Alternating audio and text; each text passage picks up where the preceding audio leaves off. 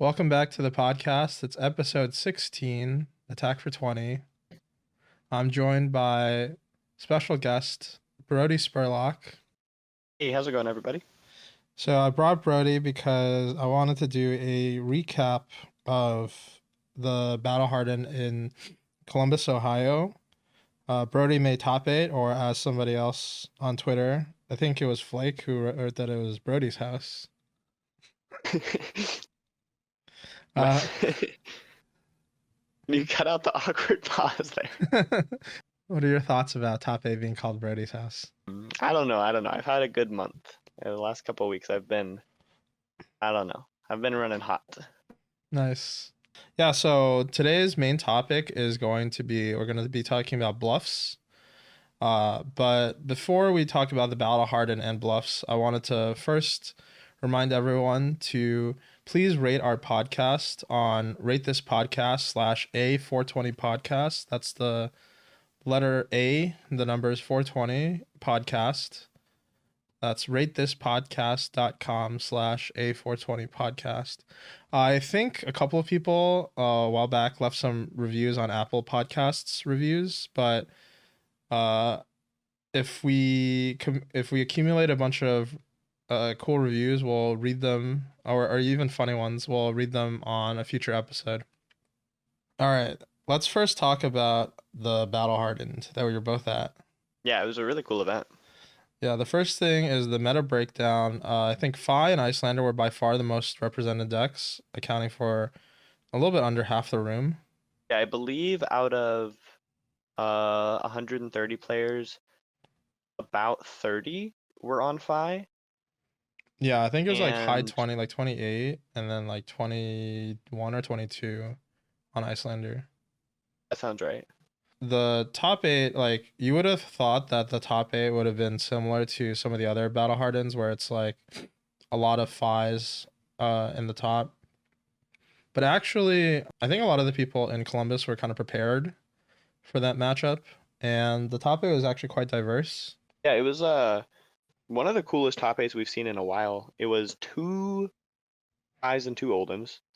So those 2 decks were still the most represented in the top 8, but alongside them we had Briar, Dromai, Azalea, and Viserai. And obviously Azalea is the most notable of those 4. She was just crushing people that weekend. It was awesome. But also Viserai, I don't think we've seen make a top 8 since national season. Yeah, Viserai is like one of those decks where I think fell out of favor the more popular that Fi got. I felt like I don't know if Viserai Briar is any better for Viserai, but Viserai Fi definitely feels Fi favored. Yeah. I agree, but I also think it's like there's an argument that the Viserai decks playing 9 Maubrin Skies have some game into Fi in the sense that they're like trying to present on hits every turn Mm-hmm. against a deck that really doesn't want to block. And like if they're going red Maub, red Shrill, along with like other efficient plays, then they can get pretty ahead that way and like can reasonably win. But I think the fear with Viserai is he's so prone to brick hands. And unlike some other decks, his brick hands often consist of like block 2s that cannot do anything on his turn without like the cards that go with them. So then you're just left with a hand that can't play offensively or defensively, and it like you fall behind and you can't make up with it. You can't make up for it with a couple really efficient turns. Yeah, Viserai also doesn't like go super above the curve. They LSS banned out like the main culprit for how Viserai could. Yeah. Butchie Skeleton, and basically like most Viserais try to just like present decently high numbers on average. Like you said, if Viserai ever bricks a hand, it's really hard to come back. I do think the fact that Viserai has a hard time playing interaction is also kind of an issue, even though they present on hits. Like the on hits are only ever more damage, which like sometimes Fi can just match that. Yeah, And it's like really hard for them to like fit CNCs into their game plan and the way their deck works and yeah, stuff like that. agreed.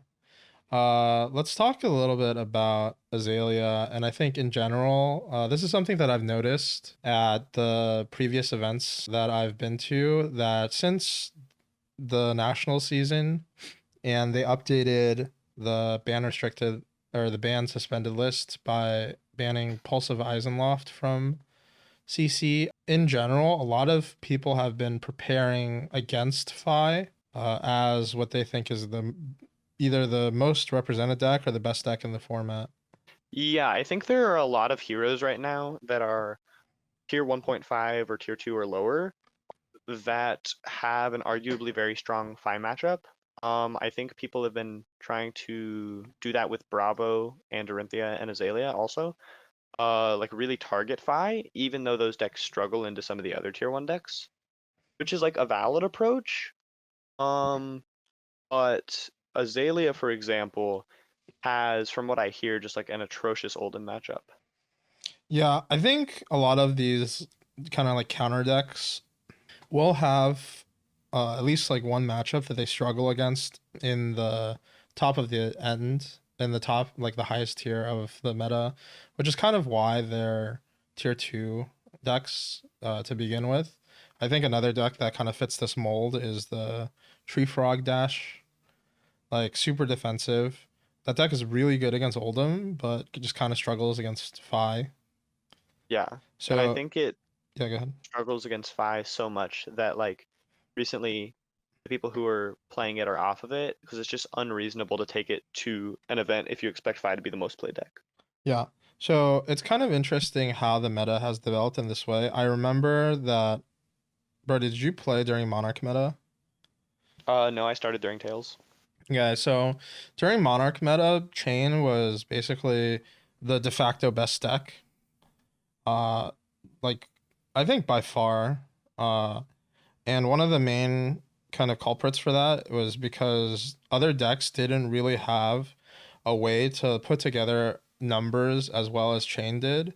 And any like kind of disruption that you're trying to apply to Chain gets invalidated by Carrion Husk because the only ways that people had to really apply disruption in the past was on hit triggers. And so I think like the combination, like there were decks that like occasionally could race them, like Dash could occasionally like on a high octane turn with like Art of War output as much damage as Chain, but it wasn't very frequent. Or Bolton Sabers, for example, could potentially put together like a double triple Lumina turn by like turn three and could race the Chain that way. But it's just basically like every deck that could fight against Chain other than Prism is just like losing on average. Was Kano a real strategy at that time, or since he didn't have Wildfire, was he not like good enough? No, Kano I think was potentially a real strategy.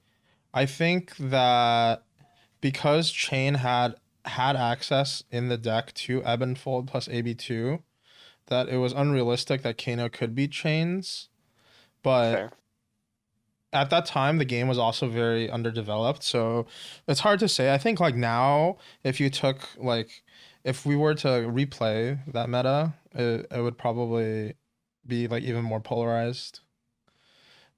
Yeah. But I just wanted to bring that up to say that like it is kind of refreshing to see that these decks that even though they definitely struggle against like some heroes do have at least some place in the meta if you do find yourself that you want to like counteract these like go wide aggressive decks. Like there are good picks that aren't at the top of the most played heroes. Yeah, I think the current meta game is very open to strategies like that and has like a lot of fluctuation in what the current top deck is based on what people are targeting. Yeah, so that being said, what do you think about when you're deciding what deck to play at smaller or larger tournaments? I think a good place to start is deciding what you think the meta share of each hero will be. Like I think it was pretty reasonable before Columbus to predict that Phi was going to be more than 20%, and probably Icelander as well, followed by Oldhim, and then somewhere after that, heroes like Fire, Dromai, Bravo, etc. Um, and so I think like first just come up with a baseline of what you think those numbers are, and then either pick a deck you want to target, look at all the options of heroes that target it, and weigh how well they target it and how good their matchups are into the other top 4 or 5 decks. Mm-hmm. Or you can not try to target a deck. You can just play the deck that you think is like straight up the best at doing its linear thing. I think our current meta doesn't have as many of those. I think it's like a little bit more interactive and like every deck has like real good and bad matchups, at least more than past metas. And then usually the strategy that I lean toward in picking a deck is something that has as few bad matchups as possible and just kind of like a solid matchup spread into like every deck that's tier 1 or tier 1.5 was like reasonably good against all the rogue decks and like has at most like one unfavored matchup, even if none of its matchups are super favored. Do you take the same approach when you're playing your local armories? I go back and forth with local armories. I think that I most of the time do because I just want to be practicing whatever hero I'm going to be taking to like upcoming important tournaments. Mm-hmm. But I also think that there's merit to playing random heroes at local armories that either are like a step down in the meta or are another tier 1 deck that you haven't played yet, or are just some like tier 3 hero. Because I think that like messing around with different things and learning different play styles at at events where your record doesn't matter and you're just there to have fun or learn, practice in some way, can give you an edge later. Like if you only ever play what's best right now, that's fine and like you'll be really good at what's good right now. But if you already know the current top deck really well, I think there is real merit to spending your time learning some other hero so that one day when they're suddenly the top deck and you have a week to prepare for before an event, you already kind of know how they work. Yeah, I think Levi playing Azalea is kind of like a testament to that. Um, I don't think Azalea was ever really good at any point in the meta, but I think Levi has been playing that hero for quite a bit. I think he also streams himself playing the deck, and so like sometimes it just like happens that it just like what you had been playing just ends up being a really good pick for a particular tournament. I think Kano's another example of like a deck where that can happen. Like it's Kano's weird. He's never really good or bad, but like for Pro Tour 1, a couple people kind of like took him as a meta call of sorts, and I mean 2 made the top 8. Yeah, Kano. It's kind of interesting because you got like benefits on both ends. You both get practice with a hero that like just happens to be good, but then also like you get some percentage points because a lot of other people just like don't necessarily know what your cards do. Yeah, true. Also on that note, I think that playing other heroes at your armories or when you're just randomly jamming games, even if you will never take that hero to any event, like any real event, I think that it is beneficial because one of the best ways you can give yourself an edge against the field is to have piloted their decks into specifically your own deck, but also just piloted their decks in general so that you know how their game plan works and you can like better shut them down and like get a read on what they're doing on their turn. Like when they play their first attack, if you've piloted their deck, you have a much better idea of what might follow. Yeah, yeah. I do find that the more proficiency you have with a deck, the easier it gets to play against Yeah, the deck that you have 100% agree. proficiency against with. All right. I wanted to cap off the battle hardened discussion with kind of like a funny story. So I don't know if you guys know this, but Brodie's a pretty picky eater. I think we've joked about this a couple of times on the podcast about how you're the plain pasta guy. Oh my gosh, I just have the food taste of a 5-year-old. And so when we were deciding where to eat, one of the places that Brodie, I guess, likes was tacos. So we went to the same taco place twice. And this taco place was kind of hilarious because they give you like free chips and salsa, but then they also take like a while to serve you. or like after you place your order for you to get your food. So we were like, it was me, Brodie, Michael, Fang, and our other friend Youngji, and then depending on the And Patrick. day, yeah, depending on the day, like Brendan was there one of the days. I'm struggling to remember who was there the other day. In any case, Michael is like on the corner. He's just like stuffing himself with these like free chips. The first day he orders, I think like 3 or 4 tacos, and then by the time the Yeah. tacos comes, he's like really full. On the second day, I think Brendan came for the first time, ordered 5 tacos. Michael's like, I know what's gonna happen. He gets two, and then immediately goes to the chip station. Wait. Was it Ted the first day? Did Ted come with us? No, Ted was gonna come, but I think he got tired. Okay. Yeah, I don't remember. All right, for our main, I guess, like topic of discussion, I want to talk about bluffing. So first, we have to kind of define what a bluff is. Brody, have you ever played poker? I guess you wouldn't, Uh, because you're underage. No gambling. yeah. No, I've never actually played poker for real money, but I have like played Texas Hold'em with my friends, and I know the rules and stuff. Yeah, so in Texas Hold'em, there's, I guess, like different kinds of bluffs. There's just like a cold bluff where you just literally have nothing, and then you are betting. And then you also have what's called semi bluffs, where you have access to like a flush draw or a straight draw, so that even though like you might be behind, you have like some equity. So like if the right cards flip over, you end up ahead. And semi bluffs usually end up being like a little bit higher EV than pure bluffs, although pure bluffs can like you do need to incorporate some pure bluffs into your range, but I think that it's good to kind of bring this over because a lot of these concepts also carry over to other card games. And I find that I don't know if this is true for you when you first started playing Flesh and Blood, but for me, like a big part of playing card games is trying to like figure out how to like psychologically get an edge over your opponents. And I think for a lot of people, it's like, oh, I'm gonna bluff that I have this like attack reaction or something, or they or if you're like blocking, you're like, oh, you're thinking like, oh, what if he has like this or that, and you're like, I think a mistake that a lot of people make is that they get too into this like mind game aspect, at least like when it comes to Flesh and Blood. What do you think? Because Flesh and Blood is really just like math and numbers, Y- and like 90% of the time, the math and numbers line is the right line. Yeah, and I think like that's how I feel about it, but um we're gonna give some examples to kind of illustrate the fact. So let's first talk about like what makes a good bluff.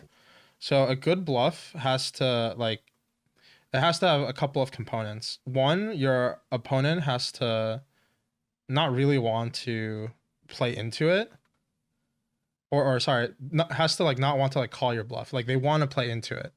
So if you're bluffing, you're like, oh, I have like this card, like I have a pummel. Like you want your opponent to like concede the fact that you have a pummel and then not block their cards and then get pummeled. Yes. So that's step one. And then step two, the price that you pay to achieve this bluff ideally is as low as possible. Agreed. To expand on step one, I think like having the turn cycle play out in such a way that it is very obvious what you're bluffing is like a key part of that. Like if you are bluffing a pummel and you like have two cards in your hand that you like probably can't reasonably use other than to pummel your attack, and you like could have saved 3 life blocking with one of them, that's a big indicator to your opponent that you're probably holding an attack react. Yeah. I think where it gets like a little bit more like tricky is when you could have when you set up like 50/50s where you could have the attack react or you don't have the attack react. And I don't like consider those to be true bluffs. That's just like a tough situation for your opponent, I think. Like an example with pummel is guardians could like heave a card with 2 cards or play a sigil of solace at instant speed. so they still make use of their cards, but they're not pummeling. Yeah, or an example that is maybe like a little bit more applicable currently is if Oldham has his tunic on 3 and then you attack with a CNC and you're just holding one card, it's like it's not necessarily that you have a pummel. Like you could have a pummel, you're representing that you could have it, but it's just like overall like a kind of like a tough situation for your opponent, right? Right, yeah. Yeah, so I was just gonna say like a good bluff in Flesh and Blood has to have like all of the components where your opponent has to like not really want to like play into it and then just like do what you want them to do, and then also that you ideally set up a situation where you like didn't pay that much to create this bluff. Yeah, I think it's kind of difficult to accomplish that. It doesn't happen that often. Like some examples might be if both of your cards in hand are 2 blocks, or like maybe 0 blocks. That seems very unlikely. But if they're both 2 blocks and the best you could have done with was blocked 2 and arsenal a card, then maybe like at that point you're more likely to be willing to make the bluff since you're giving up less to do it. Yeah, I agree. And honestly, like when we were at the beginning, like trying to go over the show and trying to come up with like good bluff situations, it's like really hard to come up with situations where you're choosing to kind of like quote unquote waste a card. Yeah, like I think the best example is with Command and Conquer because you're like assuming that you don't have Tunic up and you're holding 2 cards in hand, you pitched a blue to Command and Conquer Yep. or yellow, it doesn't matter. Um, and you are essentially winning their arsenal, assuming there's no Crown of Providence in play. If they like, you're trying to represent Pummel so that they'll choose not to block with 2 cards, and you have essentially chosen to lose 3 life to destroy their arsenal by not blocking with that extra card in your hand just to make your opponent think it's Pummel. Yeah.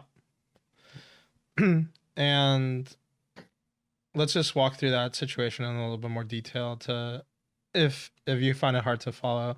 So basically the situation is you as the pummel player, like you have pummels in your deck. You're going to play a command and conquer on your next turn. It's like your best play. But you know that your opponent has something in their arsenal that ideally you would want to hit.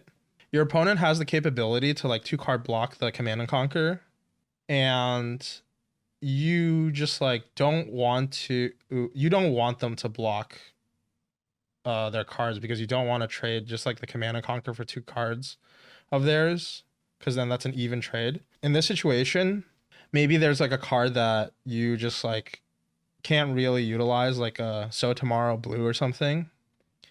And it's just like an extra card. Let's say you have like 2 So Tomorrow Blues in your hand, rather than just like Earth reacting or like blocking with So Tomorrow. What we're saying was that it could be advantageous to you to not block with it just to represent that you have a pummel, so that your opponent feels less incentivized to block 2 cards and then have to discard a card and lose their arsenal. And then maybe they'll just string together like a 4 card hand with what they have instead, or a 3 card in their mind. And then in this situation, it's like if your best alternative was to gain 2 life by Earth reacting or block 2, then assuming you are able to bluff Pummel and destroy their arsenal, you should go plus on the exchange because I think most arsenal cards are going to be worth at least 3. So you're going like +1 in theory. But then there's also the concern that if they just still block 2 cards, you have held a card for no reason and you should have just gained the life. Yep. So you kind of have to weigh like their deck and how easy it is for them to just block 2 cards. Like against a lot of aggressive decks, their hands scale and they don't want to be blocking with cards if they don't have to. So there's a really high chance that if you're representing Pummel, they will not block because they think their arsenal will be lost anyway. And that's the situation you're trying to create. But against some decks, like Bravo, for example, with a lot of 3 blocks, if he draws into an all blue hand, there might be a case where you represent your pummel, and his best play is still just to block 2 cards because his cards don't do much on offense, and he wants to just block with them. And then at that point, he has like inadvertently called your bluff because if you don't have a pummel, it's now very good for him. Even if his reasoning wasn't that you thought you were bluffing. So basically, like if the deck has a high chance to just want to use their cards defensively, this play is a little bit less advantageous. Yeah. So let's talk about a little bit more detail since we brushed on it a little bit. What makes a bluff bad then? So I think a bad bluff is when the price that you paid to bluff is like not commensurate with the kind of advantage that you're gaining. So Yes.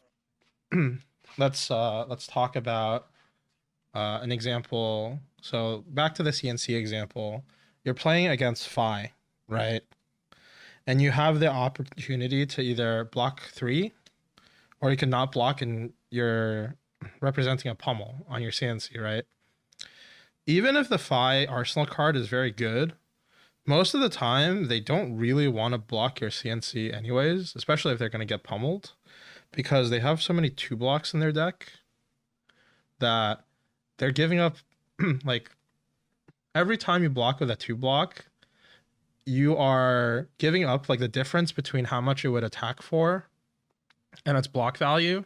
So on most like cards for other heroes, like it's about even between if you have like a 3 block, like let's say like Sharpened Steel and Dorinthia. Sharpened Steel adds 3 power to your attack and it also blocks 3. It's like an even kind of decision between using it to on offense or on defense. But for Phi, a lot of his cards, like all of his like head jab variants, like Run and Renegade, whatever, like attack for 3, and then they block 2. Plus, like they also unlock like 4 damage out of your blue. Uh, because you can swing the weapon and pick up the Phoenix Flame. Or like they have cards like Blaze Headlong, it blocks 2, it does 4. So like they don't really want to block with these cards in the first place, right? Yes. So I think that if basically the reason that you're making the bluff is because you think that they would otherwise block your CNC out, and you want to trick them into not doing so. So in order for it to be advantageous, you need for the cards, like basically if I was going to block you, let's say with 2 armor and 2 2 blocks, and both of his 2 blocks are worth 3 on offense, and if he keeps them, he can also get a Phoenix Flame that he wouldn't otherwise get, then that's like 2 offensive damage plus the Phoenix Flame that he's losing by blocking with them. So your initial line of just playing CNC was already like going +3 on Phi's cards, and now that you're representing Pummel, he now doesn't block with these cards because he thinks his arsenal is being lost anyway. So you have given him back 3 points and by like making it no longer advantageous for him to block, and you've lost 3 points of block value by not blocking with your Autumn's Touch. So you've now essentially gone -6, but you've won his arsenal. So you basically have to think that the card in his arsenal is worth 6 or more damage for this to be worth it. Yeah. However, if he has a lot of armor up, then maybe it's a different equation because he's only blocking with 1 2 block and 4 armor block. So he's only going like -1 offensively. So tricking him into not blocking doesn't give him that much offensive value back. Yanji, feel free to expand on that, or if I didn't say it clearly. Yeah, I mean, it's just like I think what Brodie is trying to say is that you have to like think about both sides of the equation. So there's like opportunity cost that your opponent has to pay whenever they block. So I think what we're saying is that bad bluffs don't overcome the difference between the price that you pay, which is usually in the form of life, and also the opportunity cost that your opponent would have to pay to block. So if your opponent needs to block 2 cards, right, to just like make this like CNC block, then their opportunity cost for blocking is quite low. So if you did not represent the pummel, then they probably would have made that play anyways. But against a hero like Fi, where the opportunity cost is quite high, they are already disincentivized from blocking the attack, and then so you're not really gaining much from threatening like an extra thing on top.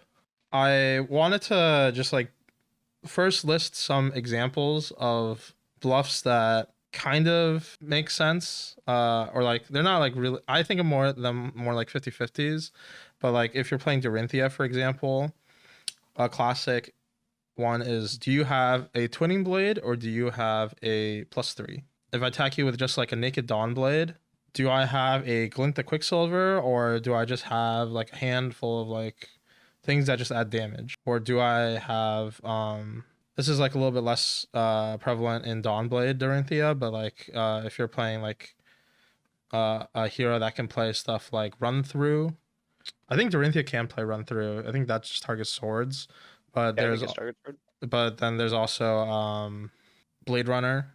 So like those types of effects like play in a opposite, like it's advantageous for you to like block like the opposite way of like blocking like a glint. I do think that even though most of Dorinthia's situations with a hidden card are like a 50-50, there is like a sort of way to take it to another level of psychology with like a reverse bluff, where let's say I have a 3-card hand and I go Warrior's Valor, pitch blue, Dawn Blade for 6. And let's say like I already have one counter on my Dawn Blade. So I'm like very incentivized to hit with it this turn. Mm-hmm. And then my opponent blocks out the 7 and I just pass. I was like, ah, you got me. I'll arsenal this card.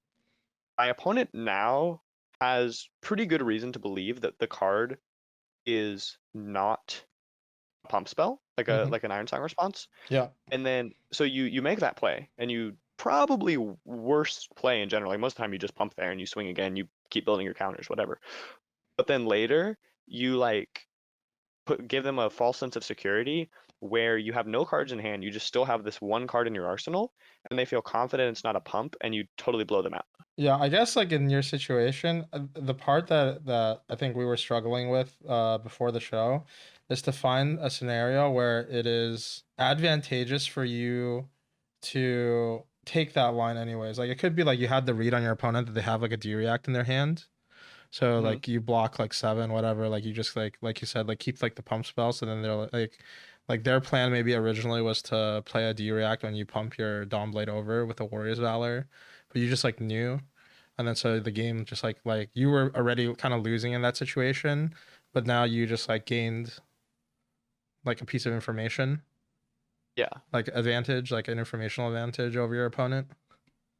But it's like the scenarios are like kind of niche, and I think that's part of the reason why I wanted to talk about this on this episode of the podcast, is because a lot of the people who are playing Flesh and Blood might have come from other card games.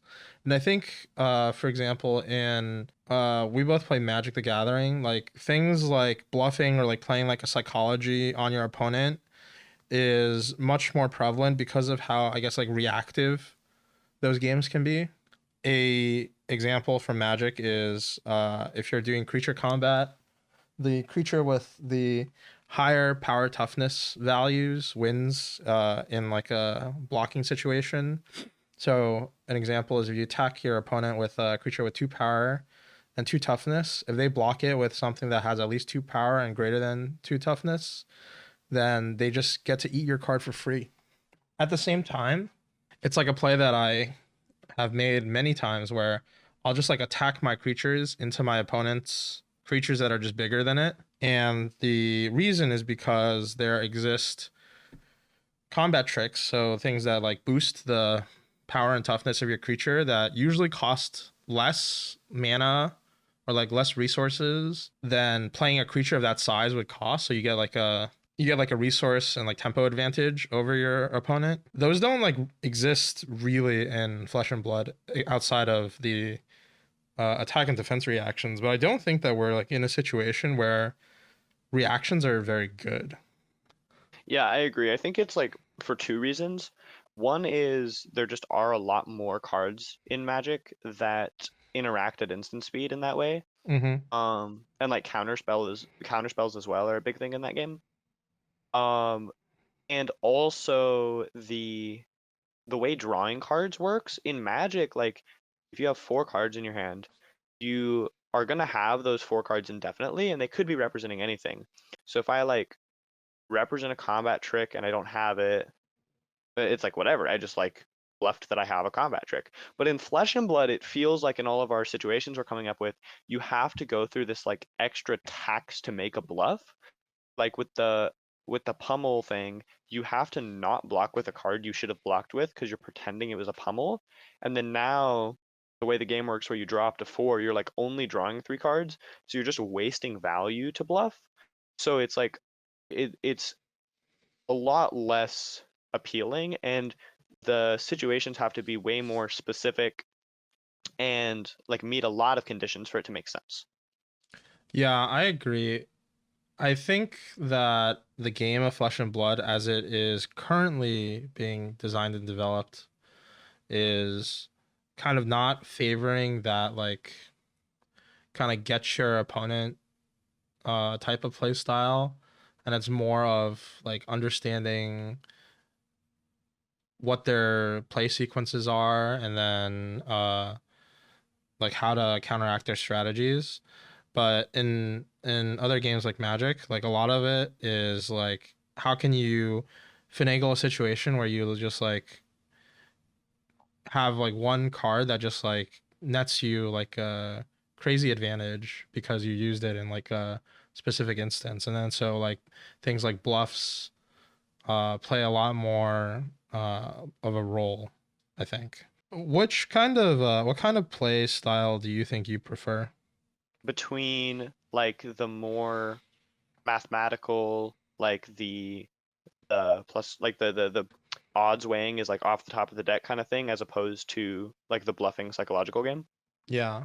I think that it would be interesting for Flesh and Blood to have more opportunities for this sort of psychology stuff to be like expressed in the game, and like those sort of plays to be more advantageous. I think that would be cool. I would like it to some extent, but I think between the two, I prefer the way Flesh and Blood is right now because it is more about like strategy and um like core concepts, and not about trying to like read another person and like keep a poker face and like play this crazy psychological game. Hmm. I think like I don't really enjoy that. Uh, if it's such a major part of the game and it feels like a super like in MTG in a lot of matchups and formats that feels like one of the key aspects of the game is like trying to read your opponent in certain situations and figure out what they have.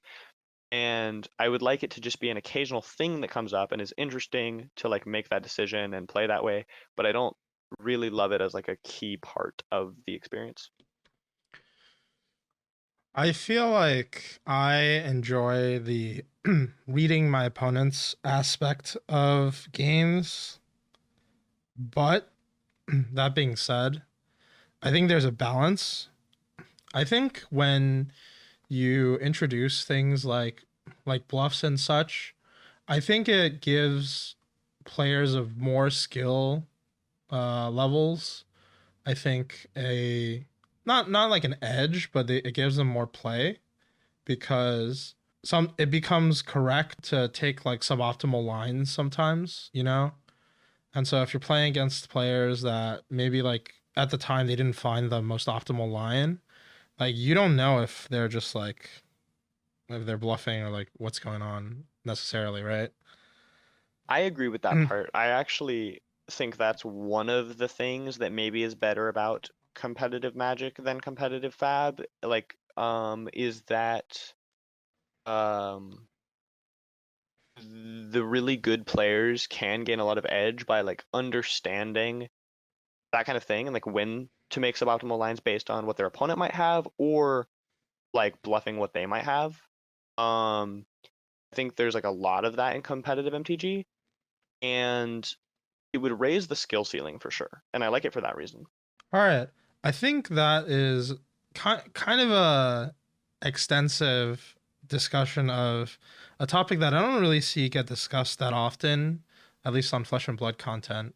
I don't know if this was necessarily helpful. It might have been like a little bit difficult to understand, just because the I think the topic itself is a lot more complex than some of the other episodes that we've done. Like, it's definitely more complicated than pick these cards for Dromai. Yeah, for sure. But I think that if I had to pick like a takeaway from this episode for everyone, it would be that every time you make like a game decision when you're playing Flesh and Blood, you have to recognize that you're also paying a cost. So if you want to do like a bluff, if you want to like whatever is like lines that you do, you should always consider the costs of whatever plays that you do, and then try to weigh if the benefits that you gain from making the play exceed the costs that you paid to make the play. Yeah, I agree. And I think that this is one of the most like abstract and difficult to turn into numbers conversations. But I think that it can be turned into numbers. Like even if those numbers are guesswork, I think that like one of my favorite things about Flesh and Blood is trying to like break abstract concepts down into math. Even if it's like a little bit of estimation. Yeah, I don't know. that is what we try to do. I think when you break the game down into math, it becomes hopefully a lot easier for everyone to understand. All right. Well, I think that's all that we have today. Remember, please leave us a review or a comment on YouTube. Thank you so much for joining me, Brodie. Yeah, thanks for having me on. And we'll see you guys on the next one.